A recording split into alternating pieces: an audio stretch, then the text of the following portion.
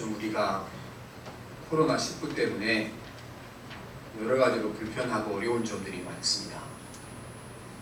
그런데 코로나가 시작되기 전에도 사실은 만족한 사람은 아무도 없었습니다. 조금만 더 나아졌으면 좋겠다, 딱 이런 생각 가지고 살았잖아요.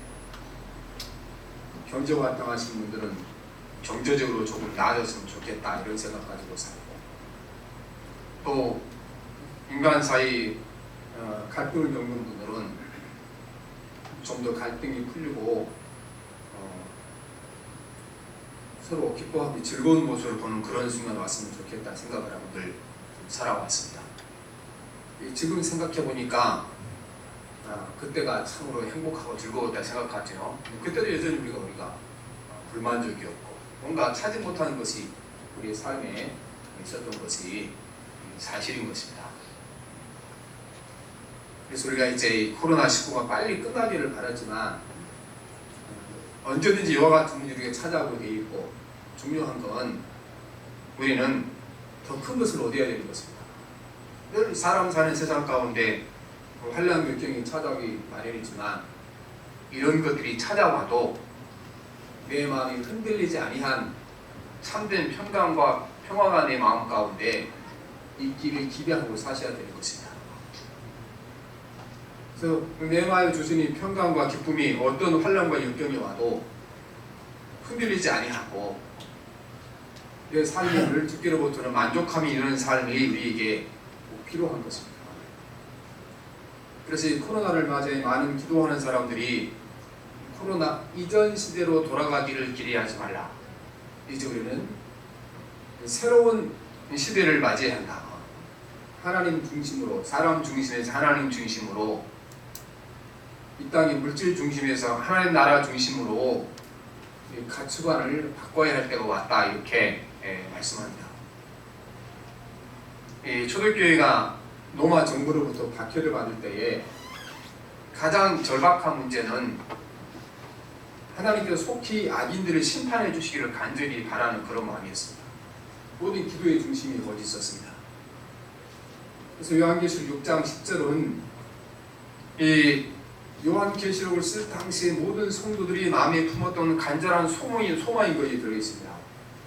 큰 소리로 불러 가로되 거룩하고 참되신 대주제여, 땅에 거하는 자들을 심판하여 우리 피를 시원하여 주시지 아니하기를 어느 때까지 하리라나이까 아니겠습니다. 요한계시록은 모든 말씀은 이 기도에 대한 응답입니다. 하나님이 반드시 심판할 거다. 3대 집중 심판이 나옵니다.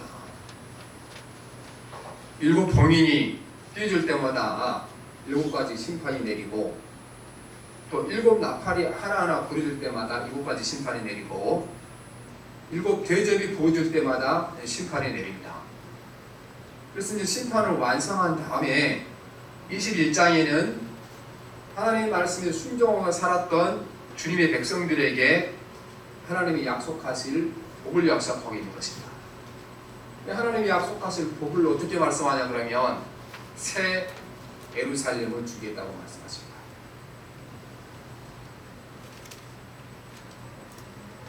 오늘 1절 2절을 보면 내가 새 하늘과 새 땅을 보니 처음 하늘과 처음 땅은 없어졌고 바다도 다시 있지 않더라.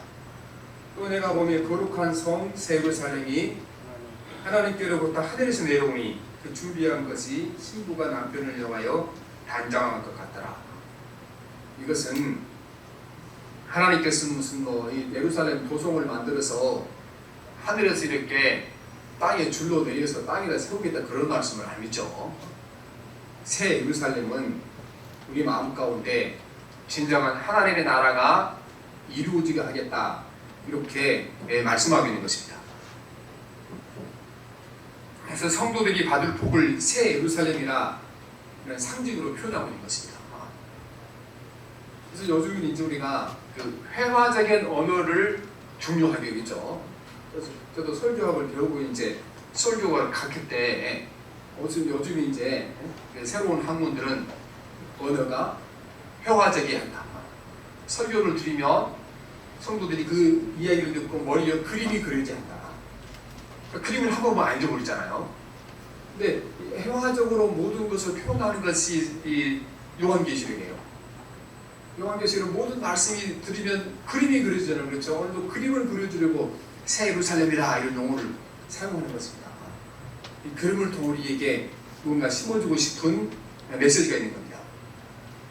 그러면 새 예루살렘이 있으면 옛 예루살렘, 헛 예루살렘이 있을 것 아니겠어요?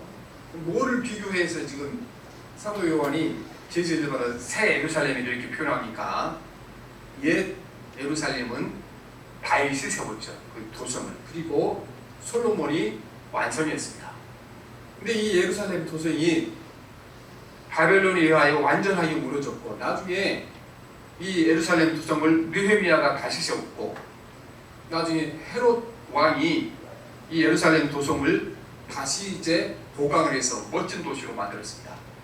그런데 이 요한계시록을 쓸 당시 예루살렘 도성은 존재하지 않았습니다. 왜냐하면 서기 70년 로마의 장군 티토 장군이 그 유대인들이 반역을 일으키니까 로마의 군단이 가서 이 예루살렘 성을 완전히 무너뜨리는 겁니다. 너무 견고하니까 그 성 가에다가 토성을 쌓은 거예요. 성 높이만큼.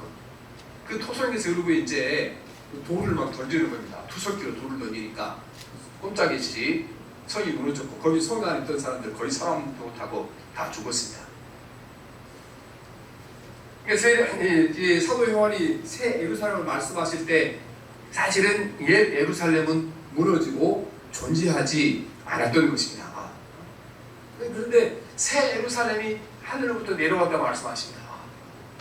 성경에서 우리가 새 것이라고 말할 때 우리가 생각하는 새 것과 다릅니다. 우리는 새 것을 첫째 가장 최근에 나온 제품을 새 것이라고 이렇게 이야기합니다. 그래서 지난번에 제가 이렇게 총회 무슨 거지 토론회 갔다가 이렇게 태블릿 하나 타왔는데 그게 최신식 새거 이거죠. 그게 새거. 그래서 오늘 지금 예배를 방송하고 있는데 보니까 그게 반드시 필요해 지금 쓰고 있어요. 그것을 제일 먼저 나온 게 새 거죠. 근데 사실은 그게 그 제일 먼저 나왔던 뿐이 이전 거하고 다를 것이 없죠. 그 다음에 전에 존재하지 않았다가 새롭게 만들어내는 걸 새 것이라고 했죠. 처음엔 냉장고가 없다가 새로 생겼으니까 새 것이고 스마트폰이 없다고 새로 생겼으니까 새 것이 생긴 거고. 그러면 성경에서 새 예루살렘을 말씀하는 새 것이 무슨 의미입니까? 최신에 나온 최신형이라는 것도 아니고 그 다음에 이전에 없던 것이 새로 만든 것도 아닌 것입니다. 성경에서 말하는 새 것은 뭘 말씀하냐면 땅에서 나온 것이 아니고 하늘에서 온 것을 새 것이라고 말씀하십니다. 전혀 차원이 다릅니다. 땅에 있는 물질을 통하여 사람의 손으로 만든 것이 세상에 있는 것인데 하나님이 주신 것은 이게 아니다. 땅에서 나온 물질을 통해 만든 것이 아니고 사람을 통해 만든 것이 아니고 하나님이 직접 만드셔서 하늘에서 보내주신 것을 새 것이라 이렇게 표현합니다. 그래서 예수님께서도 새 계명을 내게 주노라고 이렇게 말씀하셨죠. 그럼 옛 계명은 무엇이겠습니까? 그 모세를 통한 사람이 받은 계명이고 근데 내 이웃을 내 몸처럼 사랑하라 이게 옛 계명이죠. 새 계명은 하늘에서 예수님이 오셔서 새롭게 주는 계명이었고 내가 세상의 모든 죄인들을 위하여 십자가에 죽은 것처럼 내가 원수를 위해 십자가에 죽은 것처럼 사랑하라 그게 새 계명이고 이웃을 사랑하라 내 몸처럼 사랑하는 것은 옛 계명이잖아요. 새 계명이라는 것은 하나님께로부터 온 것은 새 계명이라고 이렇게 말씀하는 것입니다. 그래서 새 예루살렘은 하늘에 있는 것으로 하나님이 건설한 도성인데 이것도 실제 도시를 말씀하는 것이 아니고 하나님 나라의 원리를 말씀하시는 것입니다. 그래서 예수님께서 우리 기도를 가르쳐 주시되 나라의 임하옵시며 뜻이 하늘에 지른 것 같이 땅에서도 이루어지이다 말씀하신 것입니다. 새 예루살렘이 임했다는 것은 이제 하나님 나라에서 하나님의 뜻이 완벽하게 이루어졌던 것처럼 이제 그 새 예루살렘이 임하게 되면 이 땅에서 하나님의 나라가 완벽하게 완전하게 이루어질 거라고 말씀하십니다. 이 땅에는 하나님의 말씀을 불순종한 사람은 많고 우리처럼 예수 믿고 순종한다 말하면서도 절반만 순종하고 절반은 순종하지 않을 때가 많은데 새 예루살렘이 임하게 되면은 완벽하게 주의 말씀에 순종하고 주님의 나라가 이루어질 것을 말씀하시는 것입니다. 그런데 가장 중요한 건 이 새 예루살렘은 하나님께로부터 하늘에서 내려온 것이고 사람이 만든 것은 하나님 주신 것을 말씀하시는 것입니다. 유대 민족들은 예루살렘이 영원할 것이라고 생각했습니다. 이걸 좀 어려운 말로 이제 그 시온 불가침 신학이라고 이렇게 말합니다. 원래 예루살렘을 다른 이름으로 시온성이라고 불렀으니까 시온 불가침성이다. 이 예루살렘은 하나님이 여기다가 자리를 잡아 세우라고 말씀하셨다. 그리고 예루살렘 안에 있는 가장 중요한 것은 뭐겠습니까? 예루살렘은 성전이 있었잖아요. 여기 하나님이 계신 성전이 있는데 이 세상 가운데 유일하게 하나밖에 없는 성전이 있는데 어떻게 이곳을 하나님께서 원수들에게 넘겨주겠냐? 그래서 이 시온성은 망하지 않을 거다. 시온 불가침성이라는 신앙을 만드는 거죠. 그래서 많은 하나님의 선지자들이 나타나서 여러분들이 이렇게 이 거룩한 성 예루살렘에 살면서 죄를 짓고 하나님께 불순종하고 가난한 자를 착취하고 교만하고 이렇게 살아가면 이 예루살렘이 온전하지 못할 거다. 무너질 거다. 그런 많은 이제 가짜 신학자에 나서 왜 이것이 무너지냐? 하나님이 세운 도성이고 이것이 예루살렘 성전이 이것을 어떻게 무너지겠냐 말했습니다. 그러나 그 시온 성도 여러분 누가 세웠습니까? 다윗이 세웠고 솔로몬이 세웠고 헤로도 왕이 세웠으니까 무너지지요. 이 세상에 사람이 세운 것 치고 무너지지 않을 것이 아무것도 없다는 것입니다. 사람이 세운 모든 것은 다 무너지게 돼 있는 것입니다.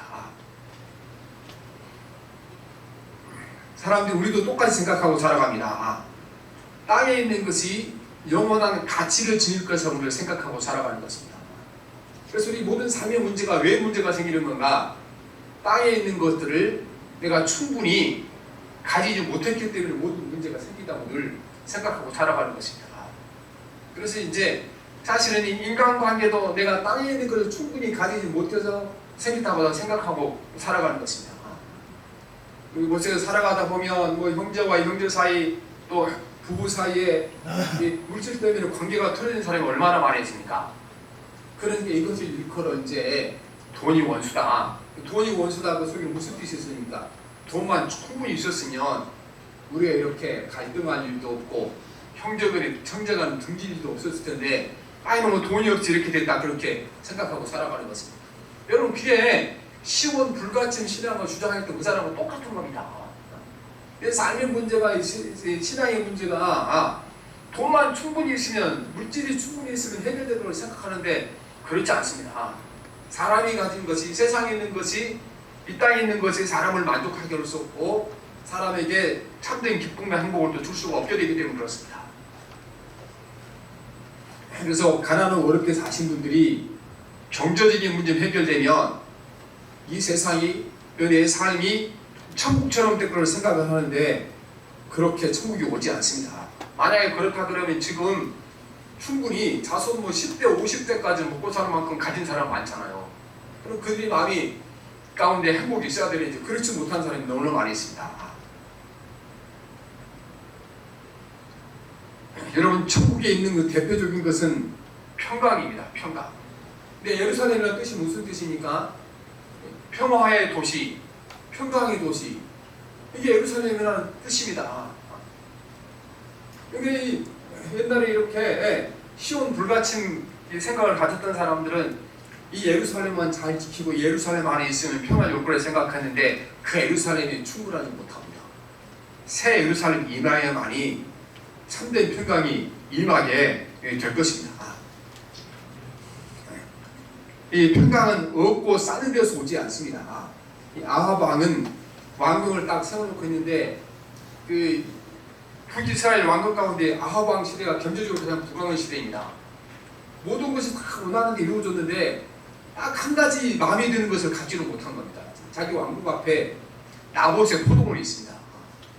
이렇게 보니까 저기서 내 것이면 왕궁에서 이렇게 건너보다가 나가서 산책도 하고 좋을 텐데 그래서 이 나봇에게 사람을 보내서 네가 대토를 택하는지 그렇지 않으면 땅값을 2배로 쳐줄 테니까 이 땅을 나한테 팔아라. 그러니까 나봇이 하는 얘기가 아무리 왕이다 할지라도 당신이 하나님보다 높지는 못합니다. 우리 율법에 조상이 주는 땅은 남에게 팔아서는 안 된다고 기록되어 있고, 만약에 혹시 어려운 일이 생겨서 팔았다 할지라도 50년 희년이 되면 다시 찾아오라 그랬는데 어떻게 내가 이 조상에게 받은 땅을 왕에게 팔 수 있겠습니까? 그러니까요, 아합 왕이 병이 걸려버렸고요. 사람이 막 시들시들하고 소화가 안 되고. 그러니까 그 왕비 가장 악녀죠. 성경에 나오는 악녀 이세벨이 남편의 말을 듣고 그 깡패들을 데려다가 거짓 증언을 세워서 나봇을 왕을 모욕했다 그래서 이제 돌에 맞아 죽게 하고 차지했습니다. 차지하고 나서 그러면 아합 왕에게 평강과 기쁨이 있었겠습니까? 없지요. 그래서 우리는 내가 원하는 그 마지막 그거를 소유하게 된 평강이 올 거라 생각하지만 거기에 평강이 없습니다. 평강은 새 예루살렘이 임해야 오게 되는 것입니다. 그래서 우리가 성경에 보면 천국을 소개할 때 천국이 뭐가 있는가를 뭐 소개하지 않습니다. 우리는 뭔가 좋은 것을 생각하게 되면 거기 있는 것을 먼저 생각하잖아요. 거기는 뭐 이렇게 뭐 경치가 좋고 먹을 것이 풍성하고 뭐 옷이 많이 있고 이렇게 또 거기 놀이할 수 있는 공간 이런 걸 찾잖아요. 근데 성경에 보면 이 천국을 소개할 때 있는 것 먼저 소개하잖아요. 이 세상은 다 먼저 있는 것 소개하고 없는 것 마지막에 소개하잖아요. 다 갖춰줬는데 거기에 가스레인지만 없다 이런 사람이 있잖아요. 저희 신학교 동기가 지금 원주에서 교회를 건물을 지었다 그래서 이제 그 친구 목사님 몇 분 방문했는데 다 갖췄는데 아직까지 가스레인지가 없어서 다 돈 못 해준다 이렇게 이제 하는데 가장 가지고 소개하잖아요. 성경에는 천국에는 먼저 없는 걸 먼저 소개하는 것입니다. 이것이 없어야 진정한 기쁨과 평강이 임하기 때문에 그렇습니다. 그래서 오늘 21장 4절 말씀에 천국이 없는 것이 뭔가 말씀하는데 같이 봅시다. 시작. 그 노래에서 섞이심에 다시 사망이 없고 애통하는 것이나 복하는 것이나 아픈 것이 다시 있지 아니하니니 처음 것들이 다 지나갔음이로라 말씀합니다. 여러분 아무리 집에다 돈을 많이 쌓아놓고 큰 집에 살아도 그 집안에 슬픔과 죽음과 고통이 있으면 그게 행복이 아니잖아요. 그게 평강이 있는 것이 아니잖아요. 그래서 오늘도 수많은 재벌들이 엄청나게 많은 돈을 쌓아놓지만 그들이나 우리나 평강이 없기는 마찬가지인 것입니다. 평강이 없기는 다 마찬가지입니다. 그 다음에는 천국에는 악인들이 존재하지 않는 곳이다 그랬습니다. 세상의 모든 불행과 고통이 악인들 때문에 오는 거잖아요. 거기 가면 악인들이 없을 거다. 21장 8절 봅니다. 시작. 그러나 두려워하는 자들과 믿지 않는 자들과 흉악한 자들과 살인자들과 해돈자들과 술객들과 우상 숭배자들과 모든 거짓말하는 자들은 불과 유황으로 타는 곳에 참여하려니 그것이 둘째 싸움입니다. 하나님 모든 악인들을 싹 쓸어서 어디다 넣겠다고 말씀합니까? 불과 유황으로 불타는 그 지옥에 집어넣겠다. 그 둘째 싸움입니다. 여러분이 이 땅에 살아가면서 천국에 대한 확신은 땅에 있는 동안 천국을 경험해야만이 우리가 그 나라를 바라보고 살아갈 수 있게 되는 것입니다. 많은 오늘 우리 예수 믿는 사람들을 보면 그 예수 믿는 목적이 우리가 분명히 교회에서는 그렇게 배우잖아요. 우리에게 새 하늘과 새 땅을 우리를 불러들이기 위하여 우리를 예수 믿게 한다고 말씀하십니다. 근데 실제 우리가 살아가는 그렇게 안 살아가거든요. 예수 이름으로 어쩌면 땅에서 좀 더 좀 큰 집을 짓고 땅에서 좀 더 부유하게 살아가고 땅에서 좀 더 평안하고 안전하게 살아가기 위해 우리가 예수 믿는 목적으로 여기고 살아갈 때가 많습니다.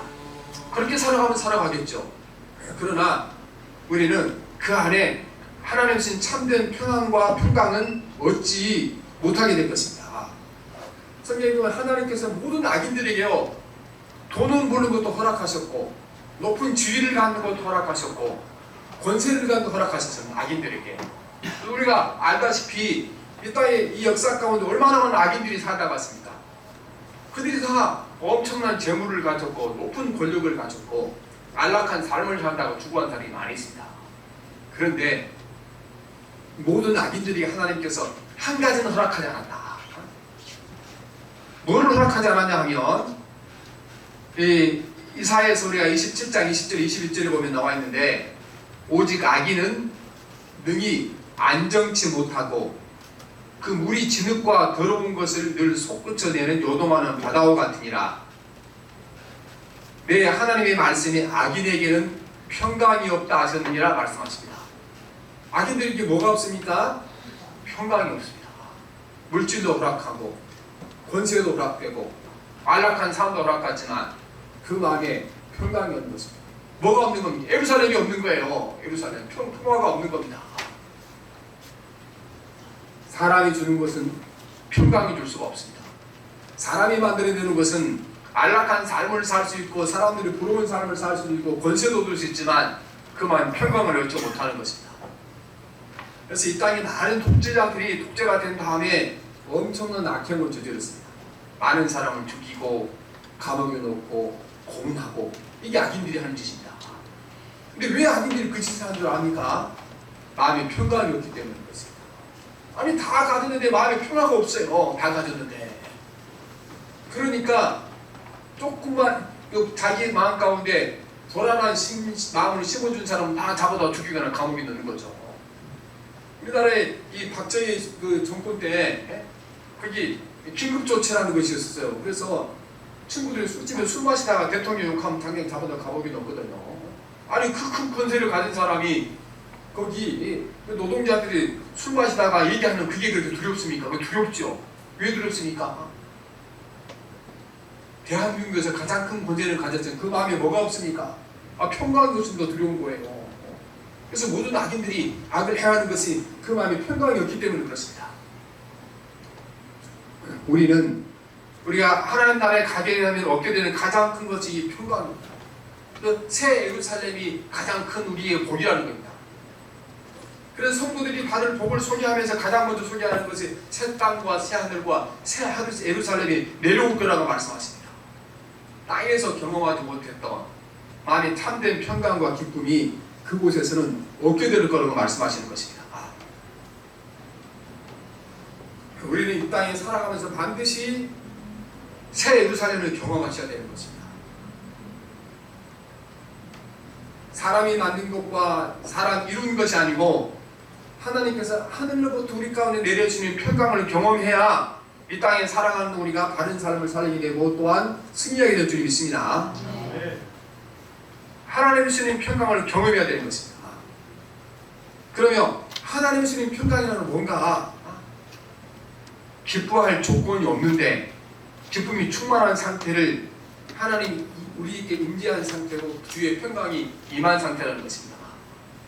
우리는 주변을 이렇게 내가 평강과 기쁨을 누릴 만큼 모든 조건을 완벽하게 갖춘 다음에 평강이 올 거라고 생각하고 살아가는데 새 예루살렘은 그런 예루살렘이 아니죠. 이거는 기뻐할 조건이 내가 안심하고 살아갈 수 있는 모든 조건이 하나도 안 되는데 어쩐지 내 마음에 평강이 넘치고 평화가 넘치고 그럼 그 상태가 하나님의 나라가 내게 임한 상태인 것입니다. 새 예루살렘이 우리에게 임한 상태인 것입니다. 예수를 아무리 잘 믿어도 거기 임하지 않으면 아직까지 우리에게 옛 예루살렘이죠. 언젠가 무너질 예루살렘. 참된 이름은 예루살렘에는 참된 평강이 없는 이런 예루살렘인 것입니다. 그러니까 사도행전에 보면 예수님의 제자들 사도들이 이 평강을 누리고 살았습니다. 새 예루살렘이 그들 마음 가운데 임한 것입니다. 사도행전 5장 41절을 보면 사도들은 그 이름을 위하여 능욕받는 일에 합당한 자를 여기심을 기뻐하면서 공의 앞을 떠나니라고 했습니다. 예수님 말씀 전하고 설교하다가 이 관리들에게 잡혀가서 매를 실컷 맞고 욕을 먹고 나오는데 나 같은 자가 주님의 나라를 위해 말씀을 선포하고 예수님을 위하여 매를 맞는 건 맞았는데 나에게 이보다 더 큰 영광이 어디 있겠냐. 그래서 그들이 능욕받는 일에 합당한 자를 여기심을 기뻐하며 공의를 떠나냐라고 말씀하시는 것입니다. 그 마음에 평강을 얻고 기쁨을 얻을 조건이 하나도 없었는데 그들 마음 가운데 뭐가 임한 겁니까? 오늘 요한이 봤던 새 예루살렘이 임한 겁니다. 평화의 도시가 평강의 도시가 그 마음 가운데 임재하고 임하신 것입니다. 그래서 요한이 본 새 예루살렘은 여러분 우리가 물리적인 도시를 말하는 것이 아닌 것입니다. 새 예루살렘은 예루살렘이 평강이기 때문에 진정한 평강이에요.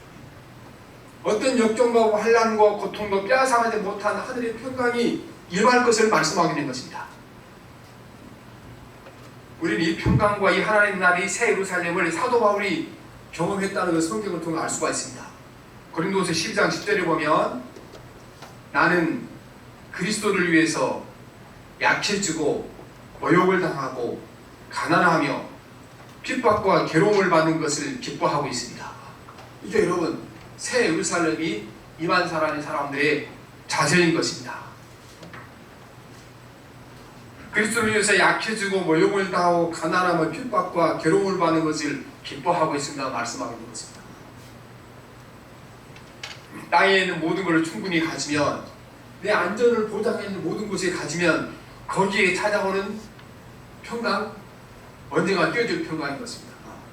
우리는 새 예루살렘이 임할 때 이 사도들이 임했던 평강과 기쁨이 임할 것이고 또 이 사도 바울이 받았던 평강과 기쁨 가운데 임하기를 주님 믿습니다. 유럽 사람들이 남미나 신대륙으로 이렇게 진출했을 때 거기서 이상한 일이 많이 벌어졌습니다. 거기 갔더니 아이들이 공기를 하고 노는데 아니 보석을 가지고 공기를 하고 노는 거예요. 하도 보석이 거기 흔하니까 금덩이를 가지고 놀고 있고 여기 간 사람들이 새로 만들어진 예쁜 그 머리핀 같은 걸 주고 얘야 그거 바꾸자 그러니까 애들이 반짝반짝 예쁘니까 그 보석을 요즘 우리나라처럼 500원짜리를 그 막 몇백억 하는 것 갖다가 바꾼 거 아니겠어 그 사람들이. 그런데 오늘 우리 예수 믿는 사람이 이렇게 똑같이 어리석인적으로 사고 살아가는 것입니다. 새 예루살렘이 우리에게 임할 때 내려온 이 평강과 기쁨은 이거는 돈으로 계산이 안 되는 거죠. 왜냐하면 세상에는 돈을 가지고 살 수 없는 거니까.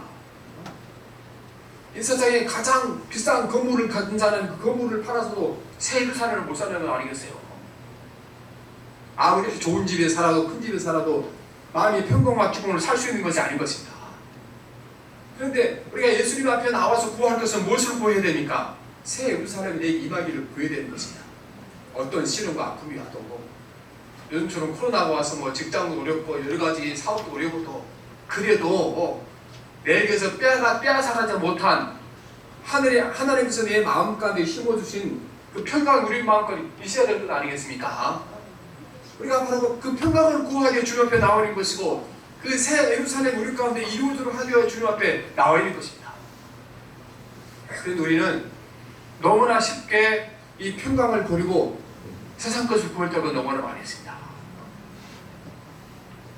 세상의 작은 이득을 위하여 너무나 평강이 쉽게 뛰어들는 것 같습니다. 그래서 그들을 살아가면서 뭐를 선택하고 결정할 때 항상 거기에 초점을 맞춰야 되는 것입니다. 이렇게 선택하고 나면 하나님이 내 마음에 심어둔 이 세상이 빼앗아가지 못한 평강과 기쁨이 깨어지건 내가 안 깨어지겠다. 주님의 말씀을 따라서 선택하고 결정하고 살아가게 되면 뭐가 깨지겠습니까? 돈은 없겠지만 하나님의 마음 가운데 세상이 줄 수 없는 것, 하나만을 줄 수 있는 것, 돈으로 살 수 없는 것, 그 평강이 여러분 깨어질 줄 믿습니다. 그리고 그 평강이 깨어지니까 더 안달해지는 거예요, 사람들이. 그래서 우리가 예수 믿는 사람이 이렇게 틀어져서 이렇게 꼬여서 싸우게 되면요, 세상 사람은 더 지독하게 싸워요. 왜 그렇습니까? 주님 예수님 평강이 마음에 깨지고 나니까 남은 게 앞밖에 없어요. 그렇게 된 건 아니겠어요. 그래서 무슨 결정을 하는지 우리가 항상 하나님께서 믿는 자에게 복을 주셨습니다. 오늘 많은 핍박과 박해를 받는 사람들이 이제 주실 복을 뭘로 표현하셨습니까? 한마디로 뭘로 표현하셨습니까? 새 예루살렘을 주겠다고 말씀하신 것입니다. 어떤 시련과 아픔이 하도 빼앗기지 아니한 그 평화의 도성이 너희 마음 가운데 임하게 하겠다고 말씀하고 계시는 것입니다. 그래서 우리가 예수 그리스도를 구해야 할 것은 무엇인가? 하나님, 새 예루살렘이 내 안에서 이루어지도록 기도하셔야 됩니다. 그 새 예루살렘의 왕국이 내 안에 이루어져서 어떤 환난과 역경이 와도 빼앗아가지 아니하는 평강이 내 마음가에 자리 잡도록 도우셔야 될 줄 믿습니다. 그래서 우리가 무슨 결정을 하는지 여러분, 하나님이 내 마음가에 주시는 새 예루살렘이 이 평강이 깨어지지 않는 결정과 선택을 하셔야 될 줄 믿습니다.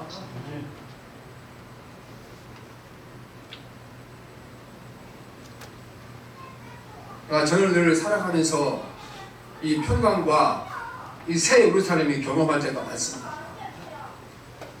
가끔 혼자서 기도할 때는 도시 가지고 세상하는 분들 기도할 때 살아가는데, 그때 보면 머리끝부터 발끝까지 정말 하나님의 평강과 기쁨으로 가득 차 있는 것을 경험할 때가 많습니다. 이걸 우리가 한번 경험한 사람들은 세상의 사람들이 어떤 돈을 준다 그래도, 어떤 세상의 명예를 준다 그래도 사람들이 흔들리지 않습니다. 그래서 이제 목사가 이만쯤 되고 이제 제 나이 든 대결에 이제 살살 명예에 대한 욕심을 다 부릴 때 보잖아요. 저 친구들이 지금 다 지금 거의 막 거기 노회장만 하는데 다 이제 그렇게들 살아갑니다. 그런데 제 마음 가운데 그런 욕심이 전혀 없습니다. 이 세상에 이 하나님 신 참된 기쁨과 평강, 그거를 경험하지 못하고 이 세상에 주는 그 집고리만을 얻으려 거기다가 삶을 투자하고 인생을 투자하는데 어리석고 바보 같다는 짓이 어디 있겠습니까? 오늘 사도 요한이 주님의 나라를 위하여 헌신하고 희생하고 목숨 바쳐 충성한 자들에게 주실 상급의 첫 번째 1호 상이 뭐를 주시냐고 말씀하십니다. 새 예루살렘이 내리겠다고 말씀하셨습니다. 오늘 저희 여러분에게도 하나님이 주실 첫 번째 상급은, 우리가 주님의 나라를 얼마나 수고하고 예수군들을 살아갑니까? 이렇게 코로나로 힘든 가운데 예배를 드리기도 하고, 이렇게 어려운 상황에 물질을 벌어서 헌금을 하게 되고 이렇게 살아가잖아요. 그렇게 하고 우리가 받아야 할 가장 큰 복이 뭐라고 말씀하십니까? 새 예루살렘이라고 말씀하십니다. 오늘 요한이 봤던 새 예루살렘이 저 여러분 가운데 임하셔서 우리 마음이 하나님 나라의 그 원리가 진리하기를 바랍니다.